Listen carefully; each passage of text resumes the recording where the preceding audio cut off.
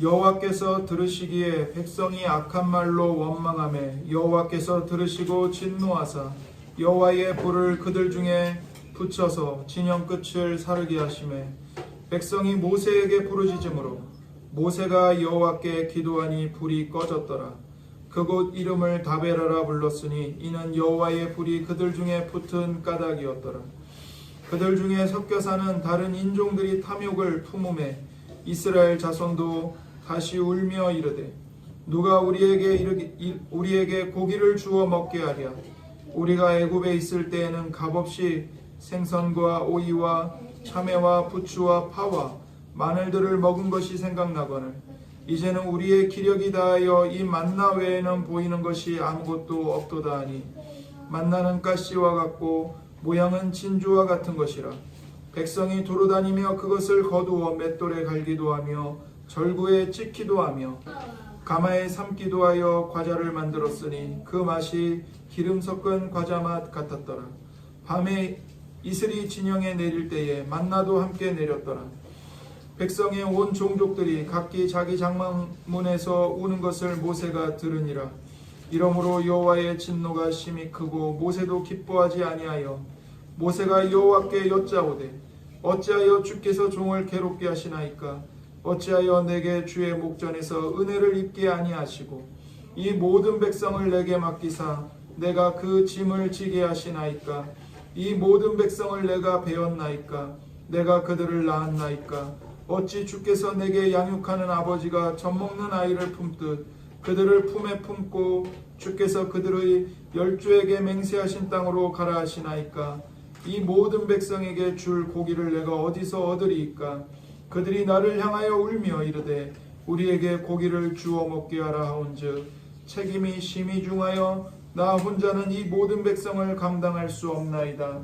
주께서 내게 이같이 행하실진대 구하옵나니 내게 은혜를 베푸사 즉시 나를 죽여 내가 고난당함을 내가 보지 않게 하옵소서. 아멘. 이는 살아계신 하나님의 말씀입니다. 오늘도 우리에게 말씀하시는 하나님께 감사합니다. 오늘 우리가 민수기 11장을 읽었는데요. 이 민수기 11장에 보면 이스라엘 백성들의 원망이 나옵니다. 그래서 민수기 11장 1절에 이렇게 시작을 하죠. 여호와께서 들으시기에 백성이 악한 말로 원망하매. 이 히브리어 원문에는 백성이 악한 것으로 인하여 원망하였다 이렇게 쓰여 있습니다. 그것을 우리말로는 악한 말로 원망하며 이렇게 번역을 해놨죠. 이스라엘 백성들이 자기들이 광야에서 겪는 역경과 또 어려움, 불편함 때문에 하나님을 원망했다고 말합니다. 백성들은 자기들이 겪고 있는 역경, 고난, 광야 생활의 불편함 등을 이유로 하나님을 원망합니다. 사람이 하나님을 향해 할 수 있는 말은 오직 찬송뿐입니다. 사람은 하나님을 찬송하는 것 외에 어떤 다른 성질의 말을 쏟아내면 안 됩니다. 하나님, 저를 도와주세요. 저를 불쌍히 여겨주세요. 이런 간구와 탄식도 실은 찬송입니다. 우리가 찬송이라고 할 때 어떤 음율이 있고 멜로디가 있는 노래를 생각하기 쉽지만 그것만이 찬송이 아니라 우리가 하나님께 기도하는 것이 찬송입니다. 그런데 하나님 도와주세요. 저를 불쌍히 여겨주세요. 이것도 이런 탄식도 찬송입니다. 왜냐하면 우리를 도와주실 분은 오직 하나님 한 분뿐이시고 하나님 그분만이 나를 불쌍히 여겨주실 수 있기 때문에 하나님을 향해 도움을 간청하는 간구와 탄식을 드리는 것도 실은 하나님께 찬송하는 것을 전제로 드리는 것이죠. 그래서 원망에는 악한 말과 악한 뜻과 악한 표현이 담겨 있는 겁니다. 그래서 이스라엘 백성들이 악한 것 때문에 악한 말로 악한 뜻으로 하나님께 원망을 쏟아낸 거죠. 따라서 그 원망을 정당화할 수 있는 것은 아무것도 없습니다.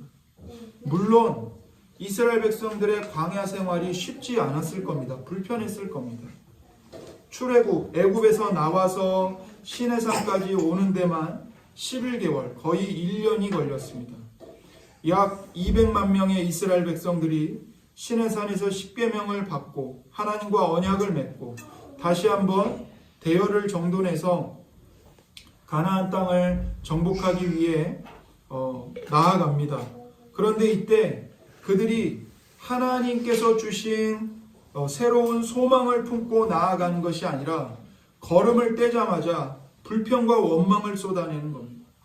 실은 이 이스라엘은 처음부터 하나님을 향해 불평했던 사람들입니다.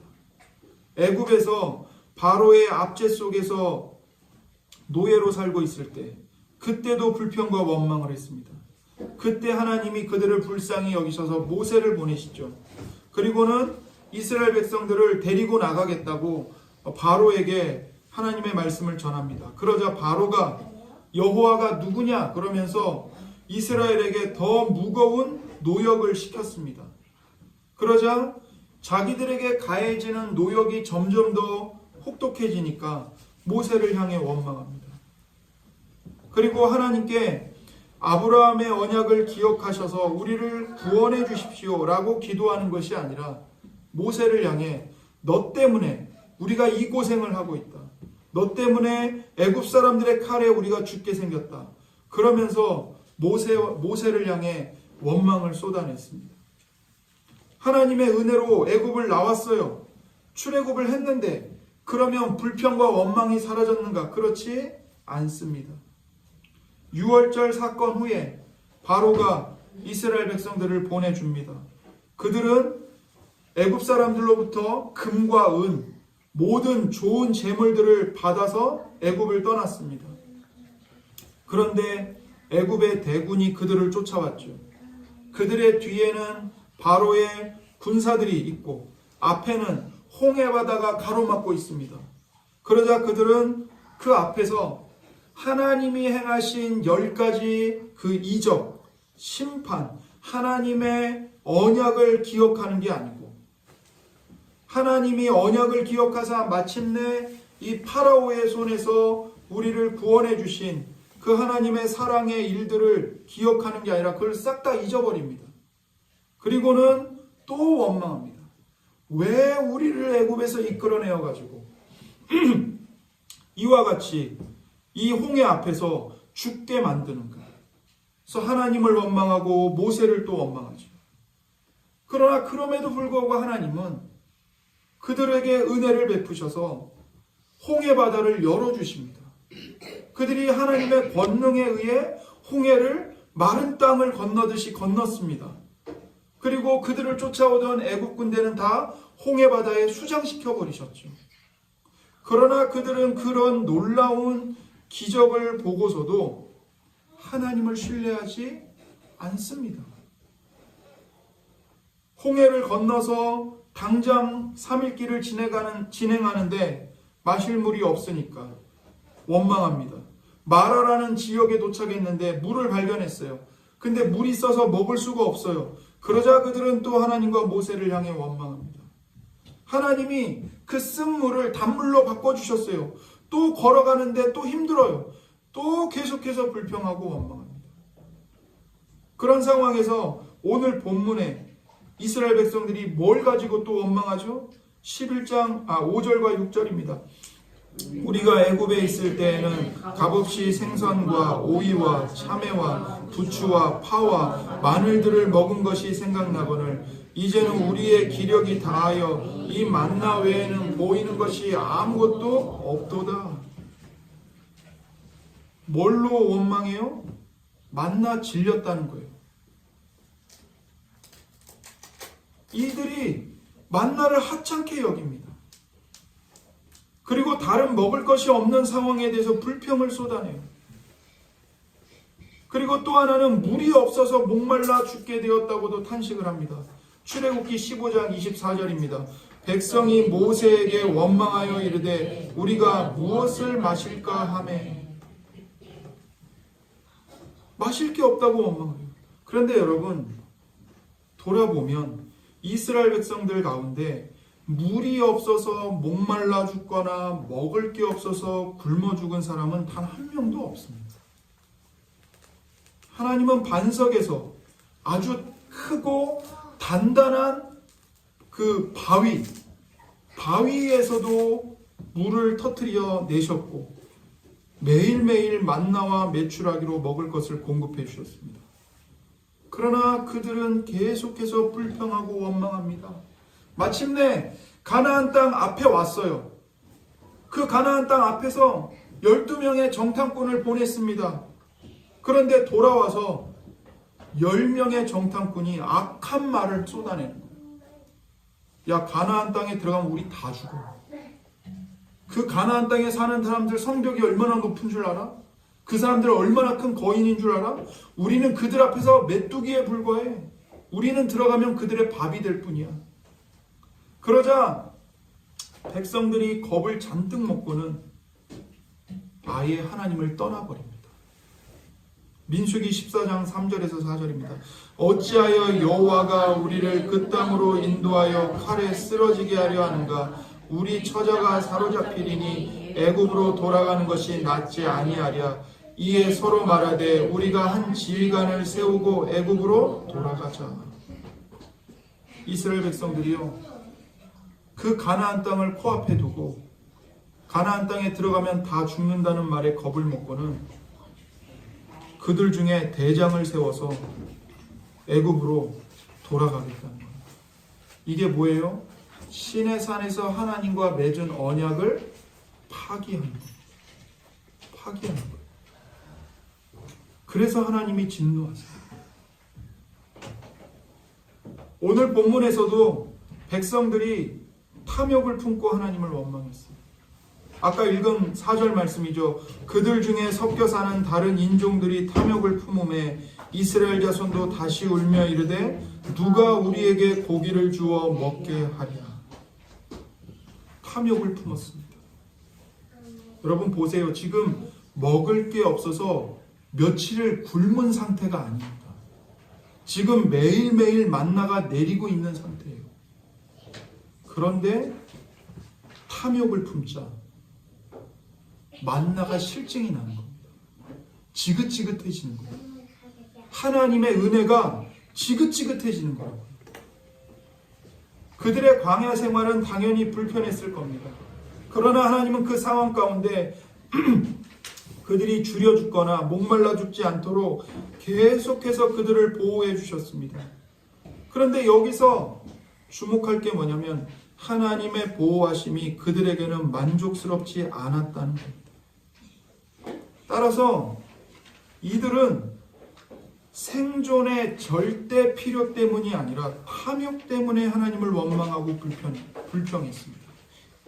그러니까 살아가는데 반드시 필요한 필수적인 게 없어서 불평한 게 아니고 더 갖지 못해서 더 맛있는 걸 먹지 못해서 그 탐욕을 품고 하나님을 원망하고 불평합니다.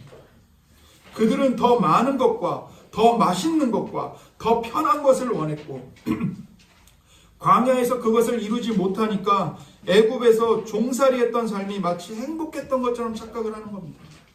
우리가 애굽에 있을 때는 값없이 생선과 오이와 참외와 부추와 파와 마늘들을 먹은 것이 생각나거늘 이제는 우리의 기력이 다하여 이 만나 외에는 보이는 것이 아무것도 없도다. 여러분 이게 말이 되는 소리예요? 애굽에서는 노예로 사람 취급도 못 받고 짐승 취급을 받으면서 살았는데 그 과거를 지금 아름답게 생각하는 거예요. 하나님의 은혜로 하나님의 백성이 되었고 자유를 누리고 있고 하나님이 주시는 은혜 속에서 살고 있는데 현재를 더 비관적으로 보는 겁니다. 사람들은요, 우리도 마찬가지예요. 현재에 불만이 있으면 과거의 일을 생각하고 그때가 더 좋았다고 말합니다. 과거가 더 좋았다고 말하면서 현재에 주신 하나님의 은혜를 사소하게 여기고 그 인도하심의 섭리를 망각해버립니다. 그리고는 이내 불만을 터뜨립니다. 성경은 그것을 탐욕 때문이라고 말합니다. 탐욕. 이스라엘 백성은 탐욕 때문에 하나님 앞에서 죄를 범했고 마침내는 조직을 갖춰서 하나님을 배반하고 하나님과 맺은 언약을 깨트리고 애굽으로 다시 돌아가기로 작정합니다. 조직적인 반역이 일어난 거예요. 그러자 하나님은 어떻게 하시죠? 참으시다가 결국에는 그들이 언약을 깨트리고 애굽으로 돌아가겠다고 하자 하나님도 그들을 내어치십니다. 하나님은 자기에게 반역했던 20세 이상의 사람들, 곧 애굽에서 나온 1세대가 전부 다 가나안 땅에 들어가지 못하고 광야에서 죽을 것이라는 심판의 말씀을 하십니다. 그리고 그 말씀대로 그들은 전부 광야에서 죽습니다. 하나님은 전염병으로 14,700명을 죽이기도 하십니다. 민수기 16장 49절입니다. 고라의 일로 죽은 자 외에 연병에 죽은 자가 14,700명이었더라. 모세는 광야를 지나며 계속해서 하나님께 기도합니다. 하나님, 이 백성을 불쌍히 여겨주옵소서. 이 백성을 살려주옵소서. 차라리 저를 데려가시고 이들을 살려주옵소서. 사실상 이스라엘 백성은 애굽에서부터 광야를 지나면서 매일매일 은혜를 받았습니다. 따라서 그들은 밤에 자고 일어나면 새벽에 내려오는 그 만나를 보았고 하나님이 베푸시는 손길로 그 살아가는 인생에서 하나님의 신실하심과 보호하심을, 하나님의 인자하심을 찬송할 수도 있었습니다. 그들은 또한 반석에서 물이 터져 나오는 기적을 봤죠. 그걸 보면서 하나님이 우리를 잊지 않으시는구나, 우리와 함께 하시는구나, 그렇게 하나님을 찬양할 수 있었어요. 그러나 그들은 그 모든 은혜를 다 간과해버리고 잊어버리고 하나님을 향해 찬송이 아니라 불평과 원망을 쏟아내면서 그들이 얼마나 지독하게 하나님을 믿지 않는지 하나님에 대한 불신앙을 나타낸 겁니다. 우리는 이스라엘 백성들처럼 불편한 생활을 하거나 어렵고 고통스럽고 아프고 슬프고 역경이요 공경이요 환난이라고 말할 수밖에 없는 일을 당한 경우에 탄식할 것입니다.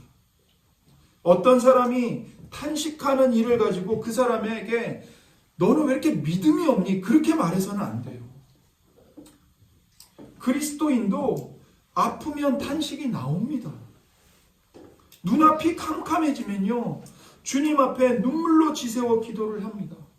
그런데 그 탄식은 불평과 원망과는 성격이 다른 거예요. 불평과 원망은 뭐냐? 이런 거예요. 하나님이 선하시다면 왜 이런 일을 내게 주세요? 하나님에게 능력이 있다면 왜 이런 일을 내게 허락하시는 거예요? 하나님이 날 사랑하신다면 이럴 수 없어요. 하나님은 날 사랑하는 게 아니에요. 하나님은 선한 분도 아니에요. 하나님은 나쁜 분이세요. 이런 생각을 가지고 원망하는 겁니다. 불평과 원망에는 모든 일에 대해 하나님을 판단하고 정죄하고 비판하는 신학적인 관점이 담겨 있습니다. 말라기 선지자가 활동했던 당시에도 이스라엘 백성들은 불평하고 원망합니다. 그들은 하나님이 자기들을 사랑하지 않으신다고 말합니다.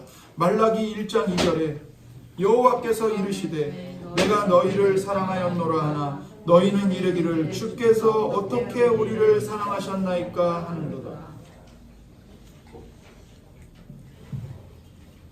내가 너희를 사랑하였다. 그런데 이스라엘은 뭐라고 말해요? 주님이 언제 어떻게 우리를 사랑하셨는데요? 주님이 우리를 사랑하신다는 증거가 도대체 뭔데요? 이러는 거죠.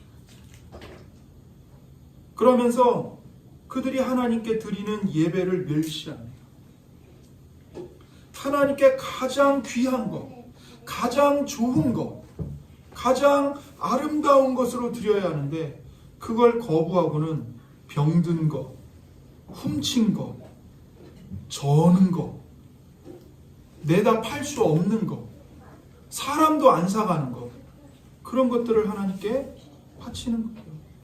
말라기 1장 13절입니다. 만군의 여호와가 이르노라 너희가 또 말하기를 이 일이 얼마나 번거로운 거 아니요 코웃음 치고 훔친 물건과 저는 것 병든 것을 가져오느니라. 너희가 이같이 범업물을 가져오니 내가 그것을 너희 손에서 받겠느냐. 이는 여호와의 말이니라. 여러분, 이런 것들은 사람한테 줘도 안 받습니다. 이런 걸 선물이랍시고 줘보십시오. 상대방이 얼마나 불쾌하겠어요. 근데 그거를 하나님께 갖다 드리는 거예요. 예배 드리는 게 얼마나 번거로운 거냐 그러면서 코웃음 치고 비웃으면서 조롱하면서. 그 당시 이스라엘 백성들의 영적 상태는 매우 악했습니다. 여러분, 영적인 상태가 매우 악해지면 가장 먼저 나타나는 증상이 뭔가? 예배를 비웃는 겁니다. 예배를 헛되이 드리는 거예요. 형식적으로. 그들은 하나님이 자기들에게 베푸신 은혜와 돌봄과 보호하심, 하나님의 사랑의 손길을 전부 기억하지 않았습니다. 우리는 결핍으로 인해서 상처를 받으면 그것을 너무 과장해서 받아들입니다. 그간 하나님께 사랑과 위로와 좋은 것들을 받았음에도 불구하고 그거를 다 잊어버리고 다 지워버리고 지금 당장 죽게 되었다고 말합니다. 여러분, 이 말 아시죠? 원수는 돌에 새기고 은혜는 물에 새긴다고요. 우리가 그렇게 한다니까요. 조금 힘들고 불편한 건 돌에다 새겨서 절대로 잊지를 않아요. 그런데 날마다 풍성하게 하나님께 받은 은혜는 물에다 새겨서 다 지워버려요. 언제 그랬냐고. 하나님이 언제 사랑하셨냐고. 그리고 그 일로 하나님을 대적하기까지 하는 겁니다. 사람들은 왜 이렇게 악하게 하나님을 원망하는 걸까요? 그 이유는 우리 인간이, 우리 자신이 타락했기 때문입니다. 인간은 타고난 성향이 부패합니다. 따라서 하나님은 출애굽해서 광야를 지나 가나안 땅으로 가는데 빨리 갈 수 있고 쉽게 갈 수 있는 길이 있었음에도 불구하고 이스라엘 백성들을 그 길로 인도하지 않으셨어요. 왜요? 본성이 부패해 있기 때문에. 그들은 애굽의 종살이에서 해방은 되었어요. 그러나 하나님이 약속하신 가나안 땅에 들어갈 때까지 하나님의 계획을 따라 훈련을 받아야 되고 연단을 받아야 하는 겁니다. 따라서 하나님은 일주일이면 들어가는 가나안 땅을 40년이나 돌아가게 하신 거예요. 이것은 하나님이 그들을 버렸기 때문이 아니고 그들이 광야 생활을 통해서 하나님의 은혜를 깨달아야 했기 때문인 겁니다. 이스라엘 백성들을 광야로 인도하신 것은 실은 하나님의 크신 사랑의 보살핌이었습니다. 그들은 그 광야를 지나면서 하나님의 선하심을 발견했고 그제서야 비로소 가나안 땅에 들어갈 수 있었습니다. 이와 마찬가지로 하나님께서도 우리 인생에 광야 생활을 허락하세요. 우리가 놓인 처지는 각각 다르지만 하나님은 하나님의 섭리 가운데 우리를 부르셨습니다. 그리고 여러분과 저에게 똑같은 건 뭐냐면요, 어느 집에 살든 어느 직장을 다니든 어떤 연봉을 받든 상관없이 다 고통이 있다는 거예요. 고난이 있어요. 내 힘으로 해결할 수 없는 문제들이 있다고요. 그런데 그 모든 게 하나님이 우리를 버렸다는 증거가 아니고 하나님의 섭리 가운데 우리를 부르셨다는 증거인 겁니다. 따라서 우리는 하나님이 우리를 항상 붙잡아 주신다는 사실을 기억해야 합니다. 하나님은 이스라엘 백성에게 이런 약속의 말씀을 주셨어요. 신명기 8장 1절입니다. 내가 오늘 명하는 모든 명령을 너희는 지켜 행하라. 그리하면 너희가 살고 번성하고 여호와께서 너희의 조상들에게 맹세하신 땅에 들어가서 그것을 차지하리라. 하나님은 분명히 약속하셨어요. 내가 너희들 약속한 땅에 들어가게 할 것이고 거기서 살면서 너희들 번성하게 할 것이다. 그런데 하나님이 왜 그 이스라엘을 광야로 이끄셨는지, 왜 하나님이 광야의 일을 통해서 어떤 일을 하려고 하시는지를 분명하게 말씀하십니다. 신명기 8장 2절입니다. 내 하나님 여호와께서 이 40년 동안에 내가 내게 광야길을 걷게 하신 것을 기억하라. 이는 너를 낮추시며 너를 시험하사 내 마음이 어떠한지 그 명령을 지키는지 지키지 않는지 알려 하시니라. 하나님이 이스라엘을 40년 동안 광야길을 걷게 하신 것은 하나님이 약속을 안 지키셨기 때문이 아닙니다. 오히려 그 광야길을 통해서 그들을 낮추시고 그들을 시험하시며 그들의 마음이 어떠한지 알고자 하셨던 겁니다. 근데 이것은 단순히 하나님이 그들을 시험, 테스트하기 위함만이 아니고 더 나아가 하나님의 선하심을 깨닫게 하시기 위해서 이렇게 하신 겁니다. 그래서 하나님은 우리가 고난과 환난 가운데 하나님의 선하심을 깨닫고 이렇게 고백하기를 원하세요. 하나님, 저는 부패한 자입니다. 저는 하나님의 은혜를 하찮게 여기고 만나를 하찮게 여기고 반석의 물을 가볍게 여기고 저에게 베풀어 주신 하나님의 은혜를 기억하지 못했습니다. 저는 하나님께 죄를 범하였습니다. 저를 불쌍히 여겨 주옵소서. 하나님은 우리가 이렇게 낮아지도록 때로는 우리를 광야로 보내십니다. 신명기 8장 3절입니다. 너를 낮추시며 너를 줄이게 하시며 또 너도 알지 못하며 내 조상들도 알지 못하던 만나를 내게 먹이신 것은 사람이 떡으로만 사는 것이 아니요 여호와의 입에서 나오는 모든 말씀으로 사는 줄을 내가 알게 하려 하심이라.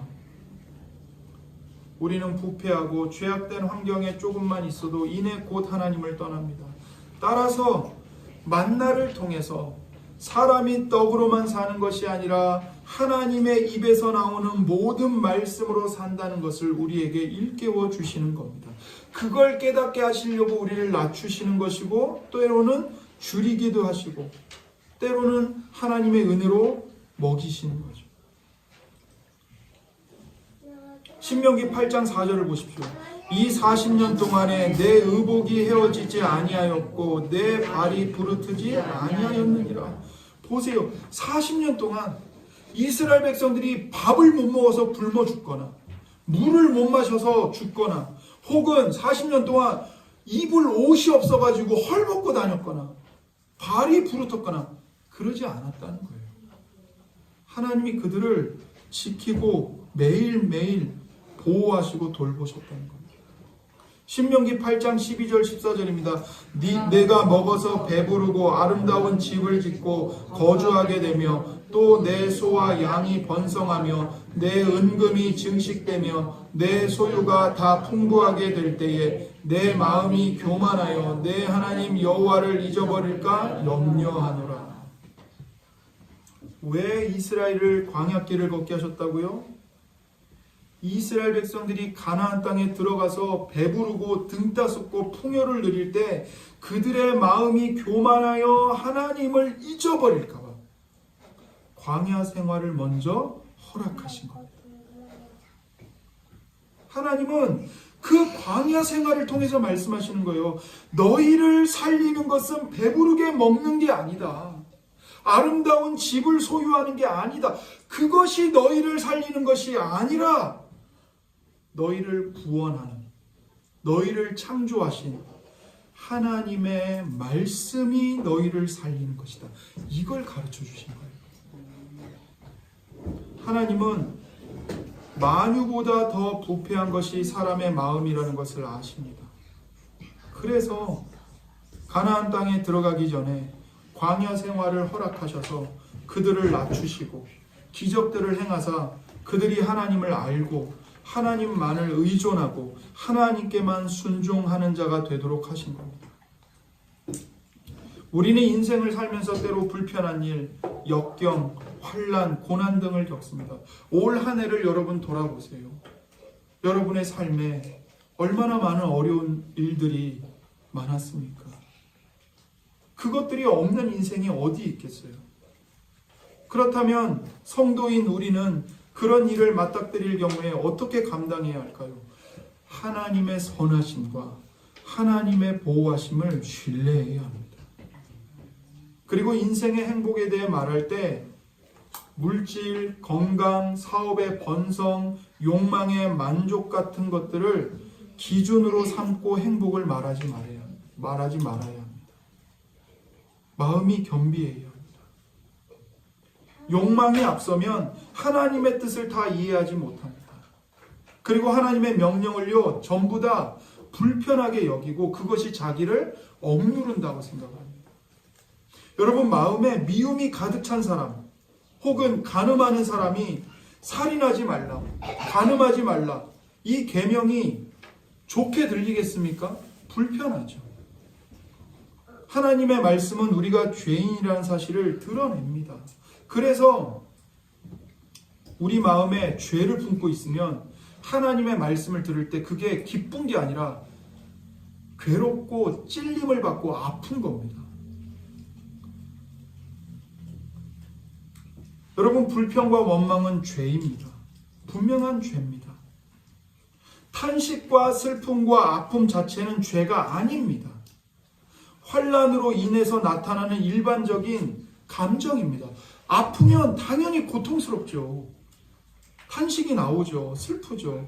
그건 아픔 이상한 게 아니에요. 상처가 나면 아픈 것처럼 환경이 어려우면 마음이 눌리고 편하지 않는 것이 사실입니다.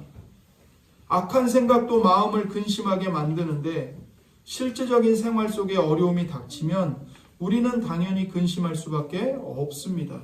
그리스도인이라 할지라도 그것을 괴로워하는 자체는 불신앙의 요소가 아닙니다, 여러분. 하나님은 그 아픔을 또한 다 아시는 분입니다. 그러나 예상치 못한 어려움이 닥쳤다고 해서 하나님을 원망하는 것은 죄입니다. 그러니까 슬퍼하고 탄식하는 것과 원망하는 건 분명히 다른 겁니다. 하나님은 우리가 겪는 환난과 역경 때문에 원망을 들어야 할 분이 아니십니다. 만일 우리가 하나님이 날 사랑하신다면 이러실 수 없어, 내가 이런 일을 겪는 것은 하나님이 날 사랑하지 않기 때문이야 라고 생각한다면, 다시 말해 내가 판단을 내리고 하나님을 원망할 수 있는 충분한 이유가 있다고 생각한다면 우리는 참 하나님을 믿지 않고 있다는 신앙의 문제를 드러내는 겁니다. 내 안에 잘못된 신앙을 가지고 하나님이 아닌 다른 신을 만들어내면 안 됩니다. 여러분, 우리가 탐욕과 원망을 이기기 위해서는 어떻게 하면 좋을까요? 십자가의 은혜로 살아야 합니다. 여러분에게 십자가의 감동이 있는지를 한번 스스로에게 질문을 해보십시오. 목사로서 제가 제일 힘들어하는 일이 있습니다. 그게 뭐냐면, 제가 십자가의 복음을 여러분에게 말씀드렸을 때 여러분이 그 말이 와닿지 않아요, 이 말을 하실 때, 그게 제가 가장 힘들어요. 방법이 없어요. 사람들이 불안과 분노와 슬픔을 가지고 여러 가지 부정적인 감정을 가지고 저한테 와요. 그럼 저는 그 이야기를 다 들은 다음에 제가 할 수 있는 이야기를 해드릴 수밖에 없습니다. 저는 의사가 아니니까 처방을 내리거나 치료해 줄 수가 없어요. 다만 제가 할 수 있는 건 뭐냐면 복음을 말씀드리는 것뿐입니다. 예수님이 성도님을 위해서, 하나님이 성도님을 위해서 이러한 일들을 하셨어요. 근데 그때 와닿지 않아요. 이렇게 대답이 돌아오면 뭐라고 해야 될까요? 거대한 벽이 앞을 딱 가로막고 있는 느낌입니다. 여러분이 이미 십자가의 복음을 다 알고 계세요. 자신이 지식으로 알고 믿고 있는 이 십자가의 복음이 실제로 여러분의 마음 속에 들어오려면 계속해서 하나님의 임재를 구하셔야 합니다. 기도해야 합니다. 하나님, 저와 함께 해주세요. 제가 알고 있는 이 복음, 제가 믿고 있는 이 내용이 생생하게 저의 현실이 되게 해주세요. 기도해야 합니다. 사실 여기 있는 여러분 중에 하나님의 임재 바깥에 있는 사람은 아무도 없습니다. 그러나 우리는요, 더 깊은 하나님의 임재 속으로 들어가야 합니다. 하나님과의 사랑의 사귐 속으로 들어가기를 갈망해요. 그냥 우리가 이름으로만 누구를 아는 것과 그 사람을 실제로 만나서 10년, 20년 친구로 사귀어서 아는 것과는 완전히 다르잖아요. 완전히 다르잖아요. 그러니까 우리가 하나님을 그냥 임재 안에만 있다고 해서 만족할 게 아니라 하나님과 인격적인 사귐을 가져야 하는 겁니다. 하나님이 바로 제가 원하는 한 가지가 되어 주십시오. 그러면 저는 모든 시련과 어려움을 이길 수 있고 그 가운데서도 평안을 누릴 수 있을 겁니다. 이게 우리의 기도가 되어야 합니다. 이것은 탐욕과 원망과 불안과 아주 직접적인 연관이 있습니다. 여러분들이 불안한 이유는 뭘까요? 여러분들이 잃어버릴까 두려워하는 그것이 여러분들이 정말 좋아하는 것이기 때문입니다. 다시 말하자면 여러분들이 상실한 그것 혹은 상실할까봐 두려운 그것이 여러분들이 정말 좋아하지 않는 것이라면 여러분들에게 불안이 찾아올 이유가 없습니다. 여러분, 제 책상에 볼펜이 여러 개가 있거든요. 근데 저는 그 볼펜들에 솔직히 관심이 별로 없어요. 볼펜이 몇 개 있는지도 잘 몰라요. 그런 제가 볼펜을 잃어버릴까봐 날마다 불안해할까요? 혹은 볼펜을 몇 개 더 갖겠다고 탐욕을 품을까요? 그럴 리가 없죠. 하지만 정말로 제가 좋아하는 게 있다면 그것은 잃어버릴까봐 불안해하겠죠. 여러분, 저는 말씀의 교회 교우들, 바로 여러분을 잃어버릴까봐 불안합니다. 제가 사랑하는 공동체를 잃어버릴까봐, 제가 사랑하는 가족이 고통을 당할까봐, 사랑하는 공동체의 성도님 중에 누군가가 고통을 당할까봐 저는 그게 두렵습니다. 그렇게 제가 사랑하는 것들을 잃어버리는 것은 생각만 해도 정말 불안합니다. 하지만 생각해 보세요. 아무리 사랑하는 대상, 아무리 좋은 대상이라 하더라도 이 땅에서는 결국에는 잃어버리게 돼 있습니다. 저는 언젠가는 이 말씀의 교회를 은퇴할 겁니다. 혹은 이 은퇴하기 전에 여러분이 저보다 하늘나라로 올라가실 수도 있고요. 아니면 제가 먼저 여러분을 떠나서 하늘나라로 올라갈 수도 있죠. 그리고 건강이나 다른 것들도 언젠가는 잃어버릴 겁니다. 여러분, 우리 모두가 그럴 거예요. 우리가 무엇을 최고의 한 가지로 두든, 무엇을 우리가 욕심을 내든 우리는 결국 그것을 잃어버릴 겁니다. 그러나 하나님은 잃어버릴 수 없는 유일한 분입니다. 하나님은 영원한 분이시기 때문입니다. 나의 돈도, 내 지위도, 내 건강도, 내 명예도, 내 가족도, 내가 사랑하는 사람도 결국에는 잃어버릴 수밖에 없는 것들인데 하나님만이 잃어버릴 수 없는 분이십니다. 심지어 내가 죄를 짓는다 하더라도 하나님은 나를 버리시지 않습니다. 그때 오히려 나를 향한 마음이 더 커지시는 분입니다. 내가 원하는 한 가지가 하나님이 되면은 나는 무엇이든 잃어버릴까봐 불안해하지 않아도 됩니다. 여러분들이 그토록 집착했던 돈, 편안한 삶, 뭘까요? 성공, 실력, 명예? 그런 것들이요. 다 제 책상에서 굴러다니는 한낱 볼펜 정도로 여겨질 겁니다. 이 진리가 여러분들에게 진짜로 주어지려면 여러분들은 기도하셔야 합니다. 단순히 여러분들이 설교를 통해서 성경을 통해서 지적으로 이해한 것을 그냥 놔두어서는 안 됩니다. 우리는 기도해야 합니다. 하나님께 이 문제를 가지고 나아가서 하나님의 얼굴을 비춰주세요. 하나님을 경험하게 해주세요. 이렇게 지속적으로 매일매일 기도해야 합니다. 매일 시간과 장소를 정해두십시오. 따로 시간을 떼어두십시오. 매일 기도하지 않는 분들이라면 따로 시간을 떼어두고 매일같이 하나님을 구하는 시간을 마련해 두십시오. 하나님을 묵상하는 시간을 가지십시오. 여러분들이 지적으로 무언가를 듣고 잠깐 마음으로 감동을 받는다 하더라도 지속적으로 그것을 가지고 하나님께 나아가지 않는다면 기도로 여러분의 마음 가운데 그 진리가 직접 자리 잡지 않는다면 여러분들은 계속해서 똑같이 말할 겁니다. 와닿지 않아요. 전혀 와닿지가 않아요. 그러면 그 말씀이 와닿으려면 어떻게 해야 할까요? 하나님의 얼굴을 저에게 보여주세요. 하나님의 임재 속으로 저를 데리고 가주세요. 기도해야 합니다. 시편 4편 7절입니다. 주께서 내 마음에 두신 기쁨은 그들의 곡식과 새 포도주가 풍성할 때보다 더하니이다. 다윗의 고백이에요. 여러분, 이 고백이 어떤 말이죠? 사람들은 돈도 많고 곡식도 많고 부유하게 잘 사는 것만 좋다고 생각합니다. 그러나 저는 생각이 달라졌습니다.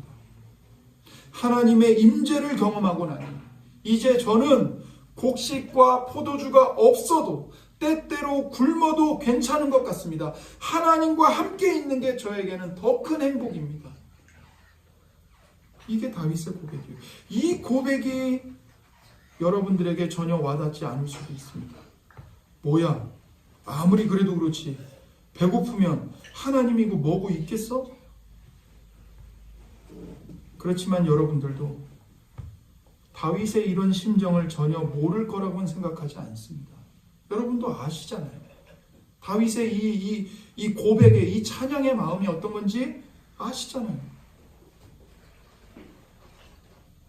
여러분에게도 비록 좋은 음식을 먹지 못하더라도 더 심하게는 혹시 굶더라도 같이 있고 싶은 사람이 있지 않습니까?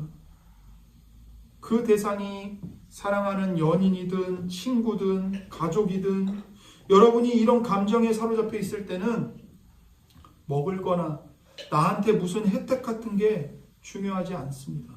그냥 그들과의 관계가 더 큰 기쁨이 되는 거죠. 그리고 그 관계의 대상이 하나님이면 하나님의 사랑은 변치 않기 때문에 여러분들에게는 궁극적인 평안이 자리 잡게 됩니다. 그렇다고 해서 이 말이 여러분들의 삶에 불안이 하나도 없을 거라는 이야기는 아닙니다. 여러분들의 삶에는 계속해서 진폭이 있을 겁니다. 하지만 여러분들은 흔들리지 않는 정체성, 흔들리지 않는 기반을 가질 수 있게 됩니다. 어떻게 그 기반을 가질 수 있을까요? 어떻게 하나님을 그렇게 좋아할 수 있을까요? 여러분들이 마음으로 하나님을 좋아하게 만들 수 있는 능력이 저한테는 없습니다. 하지만 제가 전해드릴 수 있는 말씀은 있습니다. 하나님 역시 여러분을 향해서 똑같은 마음을 품고 계신다는 겁니다. 다윗이 곡식과 새 포도주가 풍성한 것보다 주님을 기뻐하였던 것처럼, 아니 그보다 훨씬 더 큰 기쁨과 더 큰 사랑으로 주님은 여러분과 저를 향해서 달려오십니다. 너의 하나님 여호와가 너의 가운데에 계시니 그는 구원을 베푸실 전능자이시라. 그가 너로 말미암아 기쁨을 이기지 못하시며 너를 잠잠히 사랑하시며 너로 말미암아 즐거이 부르며 기뻐하시리라. 하나님은 여러분을 생각할 때 너무나도 기뻐서 춤을 추시는 분이세요. 여러분, 우리가 믿는 하나님은 그런 분입니다.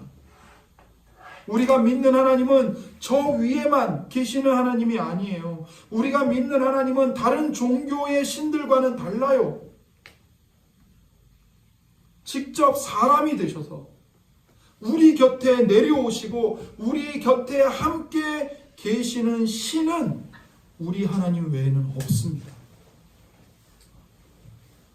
하나님께는 하늘의 진수성찬조차도 큰 의미가 없었어요. 자기 백성들과 함께하는 시간이 그분을 훨씬 더 행복하게 해주었기 때문에, 그래서 하나님은 이 땅에 오셨습니다. 그러나 다른 점이 하나 있습니다. 여러분이 사랑하는 가족과 연인, 친구들에게 가면 그들은 여러분을 환영해 주죠. 기뻐해 줍니다. 그러나 예수 그리스도께서 자기 백성들에게 오셨을 때 그분을 환영하는 사람은 단 한 사람도 없었습니다. 아무도 없었어요. 자기 땅, 자기 백성들에게 오셨지만 그분은 철저하게 거부당하셨습니다. 복음서를 자세히 읽어보신 분들은 다 알 겁니다. 복음서를 보면 사람들이 예수님을 환영한 것처럼 보여요. 그러나 자세히 들여다보면 예수님은 병든 자를 고치고 죽은 사람을 살리고 귀신을 내쫓고 먹을 것을 주실 때만 환영받으셨어요. 그 외의 상황에서 예수님은 계속해서 거부당하셨어요. 요한복음 6장을 보잖아요. 그러면 예수님께서 떡 5덩어리와 물고기 2마리로 5,000명이 넘는 사람들을 먹이십니다. 그때 사람들이 놀라움과 환호 속에서 예수님을 왕으로 삼으려고 했어요. 그때 예수님이 뭐라고 하셨는지 아십니까? 요한복음 6장 26절입니다. 예수께서 대답하여 이르시되 내가 진실로 진실로 너희에게 이르노니 너희가 나를 찾는 것은 표적을 본 까닭이 아니요 떡을 먹고 배부른 까닭이로다. 이 말씀은 그들이 예수님을 원한 게 아니라 빵을 원했을 뿐이라는 뜻입니다. 그리고 나서 예수님께서 이렇게 말씀하십니다. 내가 곧 생명의 떡이니라. 내가 곧 생명의 떡이니라. 너희들에게 정말 필요한 건 음식이 아니라 바로 나다. 이 말씀을 하시는 거예요. 그러자 사람들이 어떻게 반응했는지 아세요? 66절에 그때부터 그의 제자 중에서 많은 사람이 떠나가고 다시 그와 함께 다니지 아니하더라. 보세요. 예수님이 먹을 걸 주실 때는 와, 예수님은 우리의 왕입니다. 환호성을 질러요. 그런데 너희에게 필요한 건 음식이 아니고 바로 나다. 그러자 수많은 사람들이 예수님을 버리고 떠났습니다. 세상에 오셨을 때요, 예수님이 사람들로부터 이런 대접을 받으셨어요. 이스라엘이 탐욕을 품고 하나님도 버리고 모세를 버렸습니다. 마찬가지로 예수 그리스도께서도 이 땅에 계실 때 버림을 받았습니다. 그것도 아주 철저하게 버림을 받으셨죠.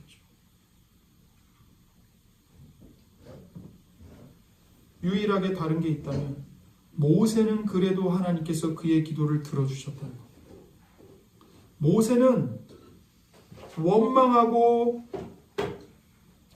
탄식하는 그 이스라엘 백성들 앞에서 모세가 탄식하며 하나님께 이렇게 기도합니다.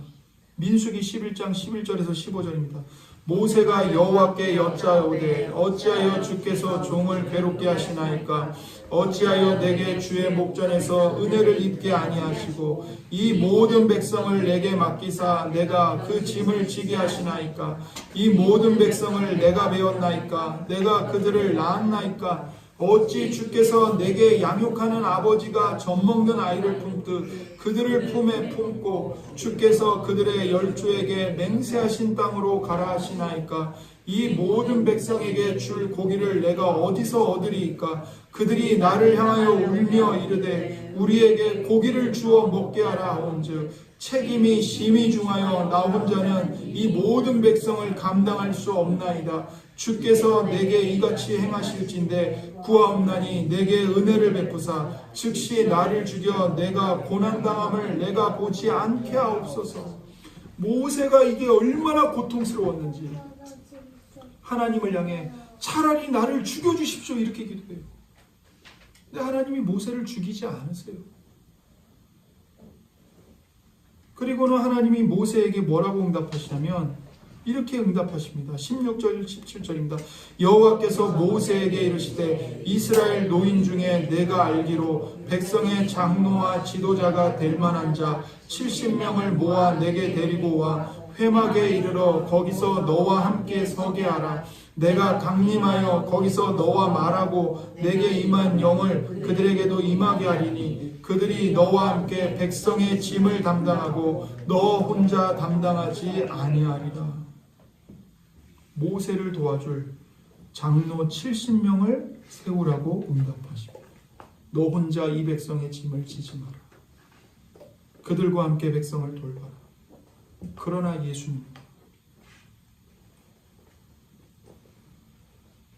예수님이 겟세마네 동산에서 땀이 핏방울이 되기까지 십자가의 잔을 피하게 해주시길 3번이나 간절히 간구하셨지만 하나님은 예수님의 기도를 거부하셨습니다.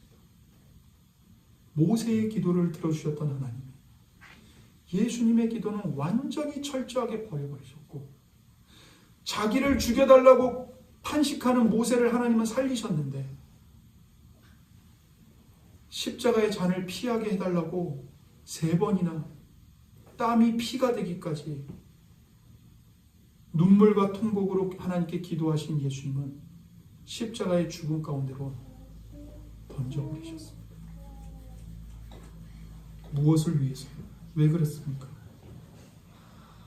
우리가 십자가에 못 박혀 진노를 받아 죽어야 할 죄인들이었기 때문입니다. 십자가에서 예수님이 나의 하나님 어찌하여 나를 버리셨나이까 이 말씀을 하셨을 때 그분은 하나님의 웃는 얼굴을 보신 게 아니라 하나님의 진노를 받았을 뿐입니다. 왜 그렇죠? 그 자리가 원래 여러분과 제가 있어야 할 자리였기 때문입니다. 예수님이 아니라 우리가 마땅히 받아야 되는 진노였기 때문이죠. 그런데도 불구하고 예수님이 우리와 자리를 바꾸셨습니다. 그럼으로써 우리가 하나님의 영원한 사랑 속에, 하나님의 영원한 임재 속에 거할 수 있게 해주셨습니다. 우리가 서로를 사랑하는 이유는 어느 정도 서로가 서로를 사랑해 주기 때문입니다. 제가 여러분을 사랑하는 것도요, 여러분이 어느 정도 저를 사랑해 주시기 때문에 그런 거예요. 만약 여러분이 누군가를 사랑하는데 여러분을 전혀 사랑해 주지도 않고 비난하고 욕만 한다면 여러분은 그 사람을 사랑하기가 힘들 겁니다. 점점 더 힘들어질 거예요. 왜요? 여러분이 고통스러우니까요. 그럼 결국에는 어떻게 하죠? 사랑을 점차 줄여가기 마련입니다. 상처받지 않기 위해서 사랑하지 않고 무관심하기를 선택합니다. 사랑을 줄여가면서 고통을 줄이려고 하는 겁니다. 관계가 끊어지고 상대방이 나를 더 이상 사랑하지 않으면 나는 그 사람을 향한 사랑을 점차 줄여감으로써 나의 고통을 줄여나가려고 할 겁니다. 그러나 우리 하나님은 우리를 향해서 그런 선택을 하지 않으셨습니다. 하나님의 사랑은 여러분들이 그분을 거부할 때 줄어든 게 아니고 오히려 더 커졌습니다. 당연히 그분의 고통 역시 커졌습니다. 그리고 그 고통의 절정이 바로 십자가였습니다. 십자가에 예수님이 매달려 있을 때 그분을 사랑하거나 그분을 칭찬하거나 그분을 신뢰하거나 그분을 인정하는 사람은 단 한 명도 없었어요. 그분 주변에는 사람들이 있었습니다. 그리고 그 사람들은 하나같이 하다못해 양 옆에 있는 강도들조차도 예수님을 저주했죠. 비난하고 조롱했습니다. 물론 한편에 있는 강도처럼 회심해서 신뢰하는 사람도 있었습니다만 결국 그분이 기뻐할 만큼 그분을 사랑하는 사람은 아무도 없었습니다. 하지만 예수님은 그런 인생들을 향해 저주하면서 천사들을 보내서 그들을 다 쓸어버리는 선택을 하지 않으셨습니다. 그렇지만 그렇게 우리를 계속 사랑하시려면 주님은 자신의 고통을 떠안으실 수밖에 없었습니다. 지금도 여러분들을 사랑하시려면, 여러분들을 향한 사랑을 줄이지 않으시려면 주님은 계속해서 돌아오지 않는 사랑을 참고 견디는 인내를 경험하셔야 합니다. 그리고 주님은 기꺼이 그렇게 하십니다. 그리스도께로 나아오십시오. 그분이 여러분들과 함께하기를 원하신다는 것을 기억하십시오. 주님이 여러분들과 함께하기를 기뻐하신다는 것을, 그래서 십자가의 고통을 기꺼이 감내하셨다는 것을 기억하십시오. 그리고 여러분들의 단 한 가지를 하나님으로 바꾸려고 해보십시오. 여러분의 그 탐욕을 갖게 하는 그 한 가지 원인, 그 결핍을 하나님으로 바꿔보려고 해보십시오. 그렇게 기도하십시오. 그러면 여러분들은 변하지 않는 평화를 누리게 될 겁니다. 시편 27편 4절입니다. 내가 여호와께 바라는 한 가지 일, 그것을 구하리니 곧 내가 내 평생에 여호와의 집에 살면서 여호와의 아름다움을 바라보며 그의 성전에서 사모하는 그것이라. 아멘. 이것이 우리의 찬양과 우리의 감사가 되기를 소원합니다. 함께 기도하겠습니다.